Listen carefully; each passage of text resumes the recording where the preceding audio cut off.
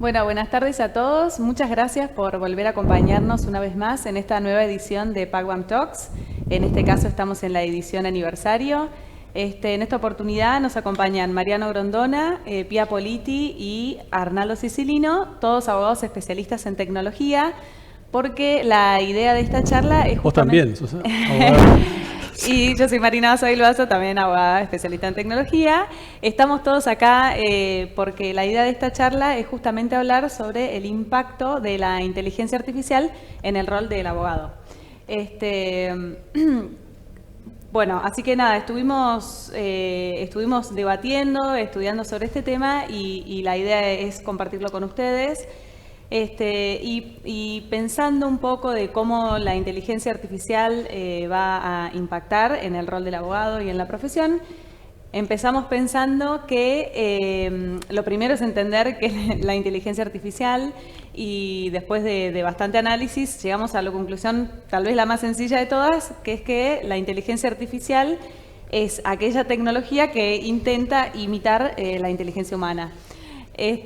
Así que, si les parece, podemos arrancar por ahí, por pensar y debatir un poco qué es la inteligencia humana para irnos después aproximando a la inteligencia artificial y estudiar el impacto de la inteligencia artificial en nuestra profesión. Mariano, contanos un poco sobre la inteligencia humana. Sí, me parece que es el paso previo a entender la inteligencia artificial. La inteligencia humana, aunque es un concepto por todos conocido, no hay definiciones universales, o sea, no hay definiciones aceptadas que todo el mundo reconozca como la verdadera. Pero si lo pensamos un poco, nos vamos a dar cuenta que la inteligencia es una facultad de percepción. O sea, no es que no sea rápido con los números o no rápido con los números, sino que tiene que percibir relaciones. O sea, la inteligencia percibe relaciones. Y estas relaciones son de distinto tipo, o sea, por eso hay distintos tipos de inteligencia. Está la inteligencia de los números, está la inteligencia de la física, está la inteligencia del artista, que ve las relaciones entre los colores o entre los tonos musicales. También está la inteligencia del sociólogo, que ve los movimientos sociales y interpreta qué consecuencias tendrán, o el del historiador. Y también la del abogado, la inteligencia del abogado que percibe la relación de un caso particular con un valor de la justicia, que es una justicia que está en permanente evolución, digamos, no es algo fijo. Entonces, cuando pasamos a la inteligencia, de tal manera que, la inteligencia humana, con todas estas variantes que nosotros mencionamos como separadas, están juntas, están en un mismo cerebro. Y la gente el ser humano es holístico, o sea, ve una situación de distintos ángulos, con distintas inteligencias y percibe distintas cosas. Entonces, cuando pasamos a la inteligencia artificial, se trata, como vos decías, de que ésta imite a la inteligencia humana, pero no la puede imitar en forma holística. La va a imitar en las cosas en que la entrenemos específicamente. Y esas sí las va a poder hacer en forma mucho más poderosa, mucho más a escala y mucho más precisa. Pero siempre, digamos, como que al principio y al final de la inteligencia artificial está la inteligencia humana, porque la inteligencia humana es la que la entrena y la inteligencia humana es que la testea, o sea, para corregirla o para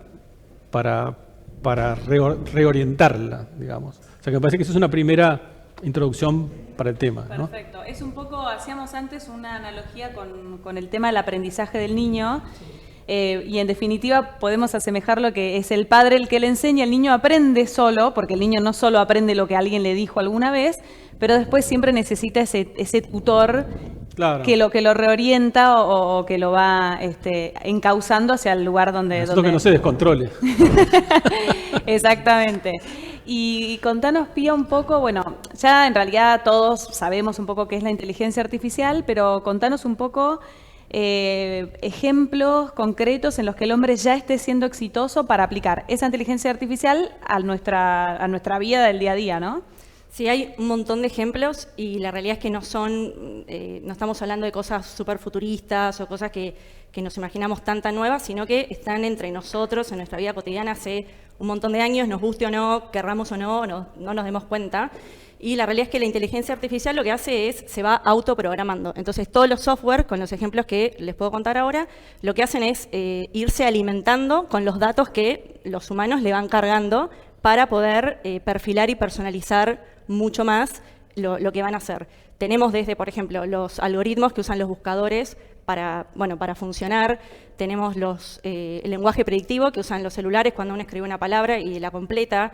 Las traducciones online, las correcciones gramaticales y ortográficas. Tenemos, por ejemplo, cuando uno ve Netflix, por decir una plataforma, automáticamente cuando uno termina la serie aparece otra recomendación o cuando uno entra, y eso también está basado en un sistema de inteligencia artificial que, como digo, se va autoprogramando y perfeccionando. Entonces va captando los datos según si el usuario empieza en una película y los 10 minutos la saca porque se aburre o hace muchas pausas. Entonces esto se va perfeccionando todo el tiempo. También vemos que se aplica en el campo de la salud. Ya hay software que directamente hacen diagnósticos. También vemos los autos que se manejan solos, que no tienen conductor. Últimamente, con la pandemia, vimos muchos chats con los bots. O sea, no hay un empleado, por ejemplo, del gobierno de la ciudad que te da el resultado del test, del PCR o el turno a la vacuna, sino que son mensajes que se van mejorando. Uno ve en abril, no es lo mismo que ahora. Uno le puede escribir cualquier cosa y hasta te responde. Si le pones estoy triste o algo así, ya es tan inteligente que se fue tan alimentando de los humanos que lo que hace es perfeccionarse todo el tiempo. Entonces, bueno, esos son como algunos ejemplos que están en nuestra vida cotidiana. Tal cual, y me parece que un poco la clave es eso, que va mejorando solo, o Tal sea, cual. mejora solo, aprende. Porque, digamos, si vos ves los ejemplos que te dan, ¿viste? Hay un blog de Google, por ejemplo, que te explica los distintos avances que hay, y hay programas que ya se venden y están disponibles para todo el mundo, ¿no? Donde vos lo que tenés que hacer es, en definitiva, porque la inteligencia artificial le cuesta mucho hacer conceptos. O sea, el ser humano hace conceptos. Vos ves 10 perros y el 11 sabe que es un perro, ¿no? Bueno, la inteligencia artificial hasta ahora no hacía eso, pero lo hace. Entonces, vos en el chat ese, por ejemplo, de la ciudad, al principio le pones unas ciertas preguntas y respuestas ya programadas por un ser humano. Pero después la máquina va reconociendo que otra es parecida y te la tiene que contestar parecido. Y si la persona que la recibe te corrige, se va reprogramando. Y por eso es que va mejorando. Y vos lo ves distinto de abril para acá, ¿viste? Igual, y se va dando cuenta que las opciones son muy limitadas y va agregando nuevas opciones. Así funciona la inteligencia artificial, como una autoprogramación constante que va mejorando y personalizando para el que la usa. Y después hay otros ejemplos, a lo mejor un poco más lejanos, porque son más nuevos o no los vimos en Argentina. Está el caso del reconocimiento facial, que, sin ir más lejos, hace casi un año se aprobó en la legislatura de la Ciudad de Buenos Aires un proyecto de ley que lo que hace es integrar al sistema de seguridad esta inteligencia artificial que se basa en una red de cámaras que lo que van a hacer es reconocer o intentar reconocer a la gente que camina por la calle con el objetivo de, supuestamente, arrestar a las personas. Esto tuvo un montón de polémica y debate, porque, bueno, o sea, hay temas de privacidad, hay temas de sesgos, de discriminación, porque Sobre todo esto... todo si te confunden. Exacto, porque todo esto se trata de datos precargados. Entonces, ¿qué datos pusieron míos como para que una cámara me reconozca? Hay temas, bueno, también de privacidad de datos personales, temas también de transparencia, de por qué estamos usando esto en el espacio público, por qué, digamos, lo usa el gobierno de la ciudad, por ejemplo. Entonces está bueno ver que atrás de estas aplicaciones de inteligencia artificial también hay como un debate y no están todos contentos con todo. De hecho, hace unos días una ONG, una sociedad civil, presentó un amparo para detener justamente esto, que si bien se aprobó hace un año, estuvo un poco en pausa por la pandemia y ahora se está retomando y está como un poco en la agenda. Y después, otro caso que entiendo que no lleva a Argentina es, hay un software que funciona con inteligencia artificial que lo que hace es reclutar, recibir y filtrar automáticamente currículums que reciben las empresas para un determinado puesto. Entonces, si el currículum tiene A, B o C características, se descarta o se acepta. También se está aplicando en universidades y es un fenómeno que está creciendo un montón, sobre todo después de la pandemia, porque las empresas se vieron desbordadas de solicitudes y lo que promete este software es, en 25 minutos, medir todos los aspectos cognitivos y emocionales de ese candidato. Esto también trae un tema de sesgos, de discriminación, porque ¿cuáles son los datos que se programan para descartar mi currículum? Claro, ¿cómo más lo allá del entrenás? objetivo. Vos tenés que entrenar la Exacto. inteligencia artificial y con qué input, ¿viste? Claro, pareciera también que- como que hay una cuestión subjetiva atrás de todo esto que pareciera Claro. como que no puede faltar. Como... Porque vos arrancás con inteligencia humana y terminás con inteligencia humana. Entonces, si vos arrancás y le ponés ciertos prejuicios, te va a salir con prejuicios. Claro, exacto. Y estos ejemplos no son para fijar posición o decir cuál está bien, cuál mal, sino para reflexionar un poco que atrás de la inteligencia artificial hay un montón de problemáticas de todo tipo y que la sociedad está atenta también a esto. Ni hablar. Y de hecho, este software que traes, que es el aplicado al mundo por ahí más del empleo, el mundo de los empleos, nos trae de vuelta a nuestro tema, al tema que queríamos tratar más en profundidad en esta charla, que es cómo la inteligencia artificial tiene incidencia en la carrera del abogado, ¿no? Hablábamos hace un rato que hace ya varios años que uno de los estudios más grandes de Estados Unidos trajo por primera vez al primer abogado no humano integrante de un estudio jurídico, de un equipo legal que se llamó Ross, que tenía por tarea revisar documentación para procesos de quiebra. Y esto desde ese momento avanzó un montón y está y vino para quedarse. ¿Qué ejemplos tenemos de inteligencia artificial en el mundo particularmente de la abogacía? Sí, claramente hay varios que se están aplicando en nuestra profesión, en los estudios hoy en día. Uno de ellos es un software que está programado para buscar jurisprudencia, que ese lo usamos seguramente todos los estudiantes hace un montón. Hay muchos software basados en inteligencia artificial que ayudan a confeccionar contratos simples o incluso demandas con términos similares.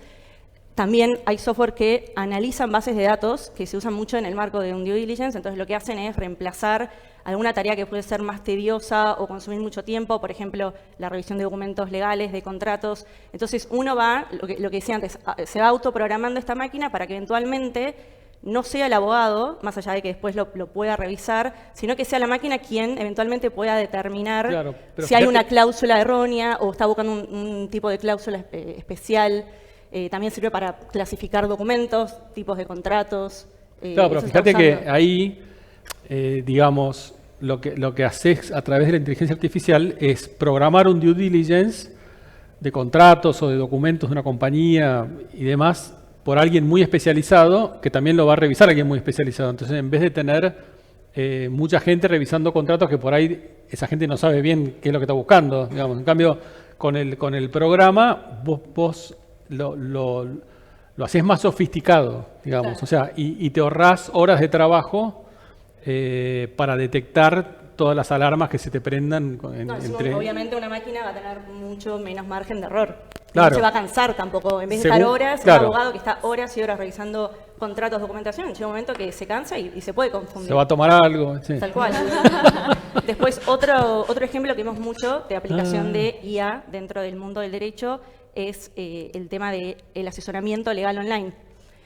Hay robots que contestan preguntas frecuentes con respuestas que están predeterminadas. Y esto en Gran Bretaña hace poco se aprobó que sea un robot el que pueda prestar asesoramiento legal, que no sea necesariamente un abogado matriculado. Esto se aprobó hace poco. Y después otro ejemplo que se me ocurre es cuando el abogado, a través de software de inteligencia artificial, lo que puede hacer es crear alertas inteligentes para que, de acuerdo a la información pública que está disponible en Internet, o bueno, de lo que uno puede ir cargando, se vaya conociendo distintas normas o leyes que vayan cambiando. Entonces, el sistema, de acuerdo a nuestros intereses, va alertando de posibles cambios que puedan acelerar un caso o la resolución de cualquier otra situación. Tal cual, o sea, en definitiva estamos hablando de que tareas que antes hacíamos los abogados, en algún momento las estamos dejando hacer y cada vez las vamos a hacer menos. Entonces eso en algún punto modifica el rol del abogado, ¿no? Digamos, nosotros nos pasamos muchas horas revisando documentación de due diligence y pareciera como que de a poco eso deja de existir y entonces, ¿cuál es mi rol, no? ¿Qué es la tarea que tengo que desarrollar? Arnaldo, te invito a que nos ayudes a entender cuál pasa a ser o cómo se transforma el rol del abogado, ¿no? Sí, un poco el objeto de la charla es ese, ¿dónde nos vemos?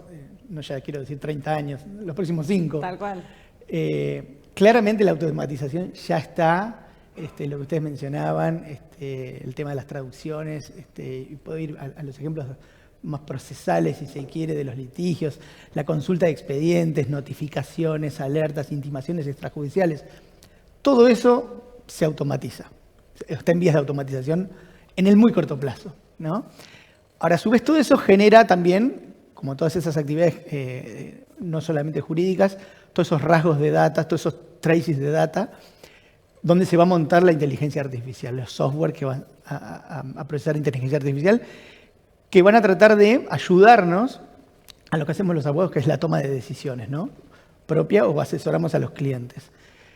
Y esos software, por supuesto, como decía Mariano, hay que entrenarlos y ahí necesitamos abogados.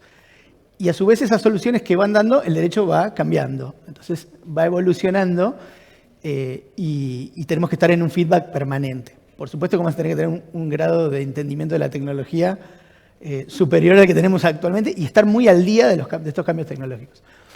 Esto en cuanto, si me preguntase el rol de la profesión así en el trabajo diario. Ahora, también un poco Pía hablaba de los cambios van a ser brutales en la economía, en el mundo del trabajo. Eso, por supuesto, también genera cambios en el derecho.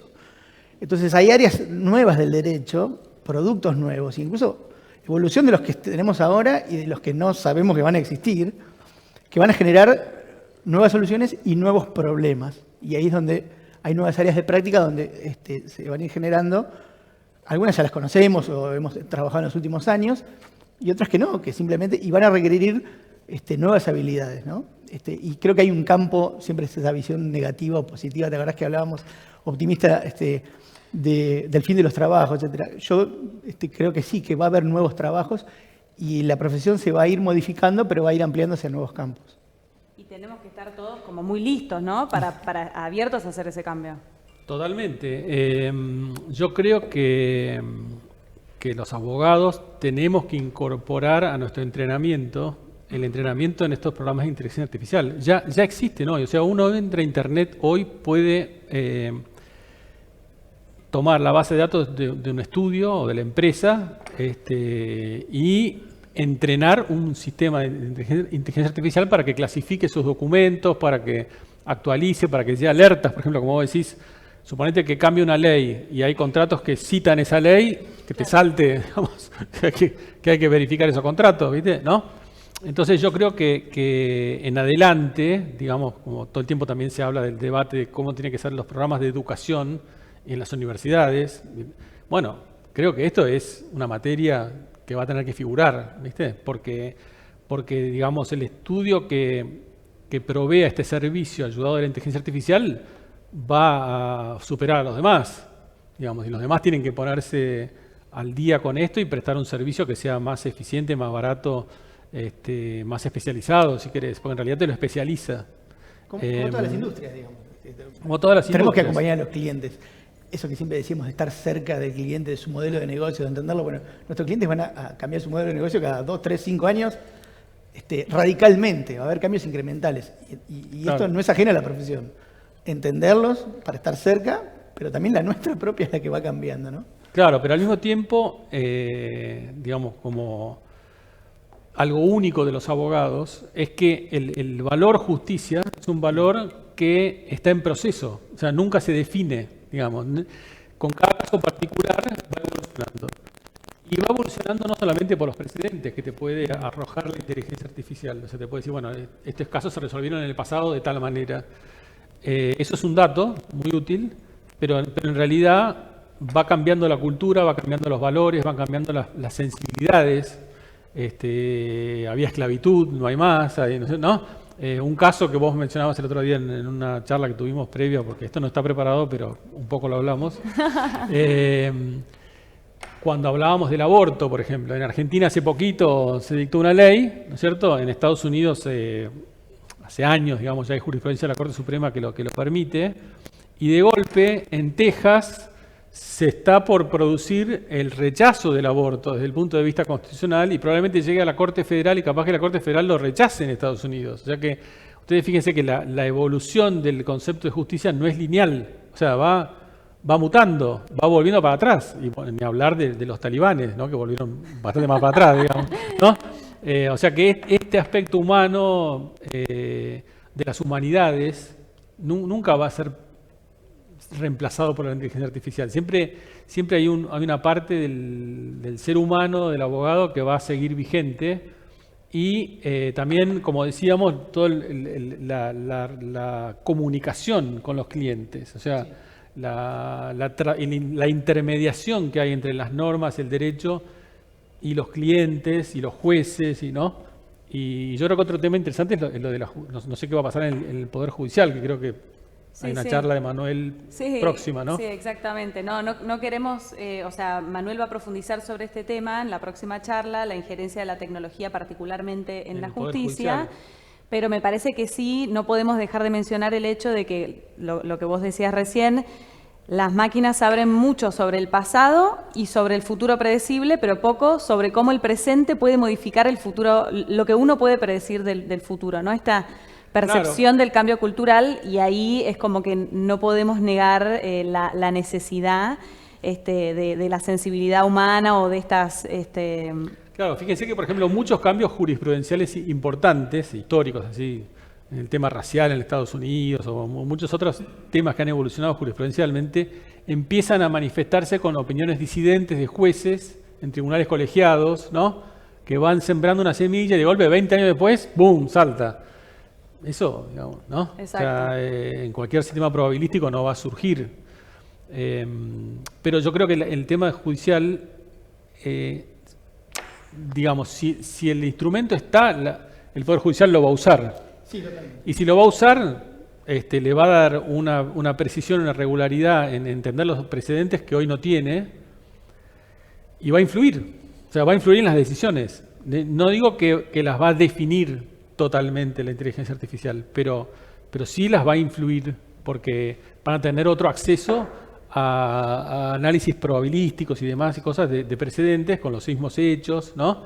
Y va a tener que distinguir de eso, un juez que se quiera apartar de eso, va a tener que distinguirlo muy bien para trazar otra línea jurisprudencial. Sí, ni hablar. Bueno, como decíamos recién, este tema lo vamos a retomar y profundizar más aún en la próxima charla, pero contanos, Pía, al menos como de manera introductoria, si creo que esto ya existe y al menos hasta cierto punto ya se está aplicando, ¿no es cierto? Sí, va lento, todavía no hay, salvo algún que otro caso aislado, todavía no hay softwares que, digamos, que saquen sentencias. Lo que está bueno para reflexionar sobre la aplicación de la inteligencia artificial dentro del ámbito judicial es, primero, que lo que va a hacer la máquina, no es que las sentencias van a estar hechas por un juez robot, sino que va a ser un programa que va a tratar de representar una realidad que es multidimensional, y lo que va a tratar de representar es, no va, digamos, a producir un razonamiento jurídico, sino que va a ser un enfoque de probabilidades basadas en un razonamiento jurídico que ya un juez de carne y hueso hizo, y, digamos, con distintos casos que ya fueron resueltos. Entonces, ese sistema, esa máquina que va a dictar sentencias, va a basarse, como esto que decíamos, de alimentarse de datos. Entonces, los datos, ¿cuáles son? Si pasa esto, esto y esto, la resolución es esta. Entonces, cuanto más datos tenga, va a ser exitosa esta resolución. Y otra reflexión, además de que la máquina no produce un razonamiento jurídico, es que, ¿qué pasa? Esta decisión la máquina la da y listo, no hay una explicación.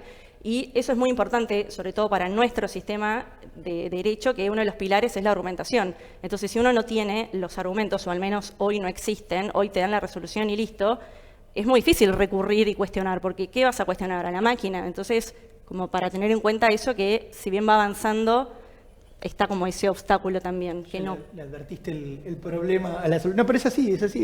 Generalmente uno delinea una solución supuestamente tecnológica y inmediatamente avisora nuevos problemas. Este tema de no ver la fundamentación, que está en el Right to Explanation que hemos visto antes. Tener la fundamentación. Y va de la mano de los otros concerns que hablábamos, de la privacidad, la seguridad, los sesgos, todas estas nuevas herramientas, nuevas soluciones. Bueno, para un poquito porque a veces generan otros problemas. Y el rol de abogado ahí es clave. Para mí el rol de abogado es clave. Tal cual. ¿Y cómo estamos, Arnaldo, en esta materia que describía Pía en Argentina? O sea, ¿cómo avanzamos? ¿Tenemos algo? ¿La justicia? Sí. Hay algunas ya soluciones, algunas con mucha prensa. En el ámbito de la Ciudad de Buenos Aires hay un sistema de gestión de expedientes, creo que son administrativos, pero básicamente lo que hicieron es cargar una gran base de datos que ya tenían y a partir de ahí empezar a trabajar. Por supuesto le integraron features modernos como interacción a través de la voz, etc. No hay que tipear nada. Y lo que se hace es se cargan, se le requieren a la máquina determinados contratos, supongamos o habilitación o permiso para tal permiso administrativo, para tal habilitación, para tal calle, etc. Bueno, y va dando soluciones que por supuesto al final del día las va a revisar una persona. Pero se retroalimenta y cada vez es más avanzado. Lo que hablábamos del niño. Con la práctica va ganando cada vez más precisión y más velocidad. Por supuesto no se cansa, no duerme, no tiene un horario. Es como hablábamos los sistemas hoy de traducción automática, ¿no? Yo creo que originalmente hay un programa que da ciertas relaciones entre palabras en castellano y en inglés, supongamos. Se va utilizando, pero después los usuarios van corrigiendo. O sea, a medida que a vos te lo traduce de una manera, vos lo corregís.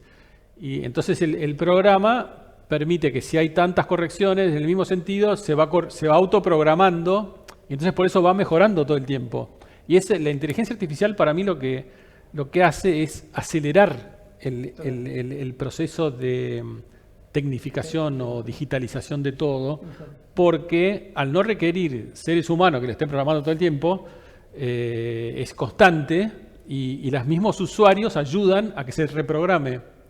Entonces es como hablábamos, viste, cada usuario en definitiva tiene un algoritmo propio. Vos sos Marina, que vive en Uruguay, o en Argentina, ¿no? Y hablas castellano, tenés tales gustos, te gustan tales películas, no sé qué. Entonces se te va, para toda la publicidad, las películas, se te va reprogramando tu propio algoritmo sin que intervenga nadie más, digamos, y va mejorando la experiencia nuestra, ¿no? No, tal cual. Me parece que digamos, llegamos un poco a esa conclusión de que la inteligencia artificial es muy grande, es muy fuerte, avanza muy rápido y lo que decíamos antes, históricamente la tecnología siempre transformó las profesiones, o sea, hay infinitos de esos ejemplos. La diferencia por ahí con la inteligencia artificial es que va muy rápido, que impacta a todas las industrias a la vez y que aprende sola. Sí, en algún punto es independiente de nosotros, sí, y nos cuesta por ahí controlarla o ver o imaginarnos hacia dónde va a ir. Antes todo lo que habíamos creado los hombres sabíamos cómo funcionaba. Decían que el que mejor sabe cómo funciona un producto es el que lo creó. Claro. Bueno, hoy creo que por ahí el que lo creó no sabe bien, ¿viste? Cómo va a evolucionar. Entonces, te invito, Mariano, te pido que nos des un poco una reflexión final de decir, bueno, sabemos que eso existe, ya sabemos que rechazar a la tecnología no sirve, la experiencia lo ha demostrado, o sea, acá lo que hay que hacer a la tecnología es abrazarla, incorporarla. ¿Cómo hacemos los abogados para ser capaces de aceptarla y de mejorar nuestra capacidad de ser abogados sabiendo que esto existe? Y bueno, yo creo que los abogados tenemos que hoy incorporar nuestra educación en los programas así como en su momento estudiábamos no sé, WordPerfect o no sé, los programas originales que había para word processing. Hoy en día tenemos que entrenarnos en por lo menos conocer qué programas se nos ofrecen para nuestra práctica, tanto en jurisprudencia, en due diligence, en contratos, en preguntas frecuentes, y aprender a aprovecharnos de eso, subirnos a la ola con la tabla, ¿no? Y no que nos rompa encima. Eso seguro tenemos que hacerlo, pero al mismo tiempo entender que el joven abogado, que ya va a saber naturalmente más de programas y le va a ser más fácil insertarse en todo este tema de la inteligencia artificial, tiene que saber derecho también, porque en definitiva hay que entrenar a las máquinas y hay que controlarlas y hay que interpretarlas. Y todo eso no cambia, o sea, eso sigue lo mismo y el derecho, como decíamos antes, va a seguir evolucionando con alta injerencia del ser humano porque es holístico, porque refleja una época, porque refleja valores, porque refleja una estética, refleja, que digamos que no es percibible por la inteligencia artificial. Y yo creo que también la justicia va a terminar, obviamente va a utilizar la inteligencia artificial y eso en definitiva va a cambiar las decisiones judiciales en alguna medida. No totalmente, porque los jueces van a seguir siendo subjetivos, por eso hay tribunales colegiados, o sea, hay tres porque hay tres opiniones distintas, Exacto. ¿no? O cinco. Bueno, lo vimos que las opiniones son distintas en la Corte Suprema estos días. O sea, son personas distintas que piensan distinto, ¿no? Y que van a resolver distinto. Pero les va a influir la inteligencia artificial, les va a influir indudablemente. Y también nosotros como abogados tenemos que entender cómo les va a influir, en qué medida los va a ir cambiando. Así que, bueno, bienvenida a la inteligencia artificial, y la inteligencia humana también es bienvenida. La inteligencia humana y hacernos fuertes en todo aquello que la inteligencia artificial no sabe hacer. Exacto. ¿No? Hablábamos mucho de la capacidad de estar cerca del cliente, de entender qué es lo que necesita, de aprender a ser más perceptivos, de percibir hacia dónde van los cambios culturales, la jurisprudencia y todo esto para complementarnos, en definitiva, con la inteligencia artificial y generar estudios mejores, más eficientes y más humanos. Y más humanos. Sí, yo creo que hay campos Exacto. donde la actuación de la inteligencia artificial va a quedar un poco más limitada que en otros, o por ejemplo en algunos juicios donde hace falta tener elementos más subjetivos, como los que decían ustedes, un contexto que una máquina no te la da, salvo que vos le des el dato, la capacidad moral, la estética, valores como la empatía, que también son propias del ejercicio de la profesión de un abogado. Entonces, va a ser muy relevante en la mayoría de los casos, pero algunos va a quedar más limitado, me parece. Tal cual, ni hablar. Claramente, lo que hablaban de las habilidades blandas, empatía, psicología, esto de entender ágilmente, flexibilidad, todas esas habilidades las tenemos que desarrollar mucho más, porque son las que a priori la máquina le va a costar más. Lo que no quiere decir que también hemos hablado que algunas decisiones por ahí las máquinas van a ser mejores que las de los seres humanos, o sea, más perfectas o con menos sesgos, porque sepamos que el ser humano también tiene muchos sesgos, muchos preconceptos por su propia experiencia, ¿no? Tratar de combinar lo mejor de los dos mundos. Ni hablar. Bueno, así que nada, esto es un poco todo. Muchas gracias a todos por habernos acompañado y nada, los invitamos nuevamente a la próxima charla que continúa un poco esta temática. La próxima charla de la influencia de la tecnología en la justicia. Y bueno, muchas gracias por habernos acompañado y gracias a los tres por haber participado de esta charla. Gracias.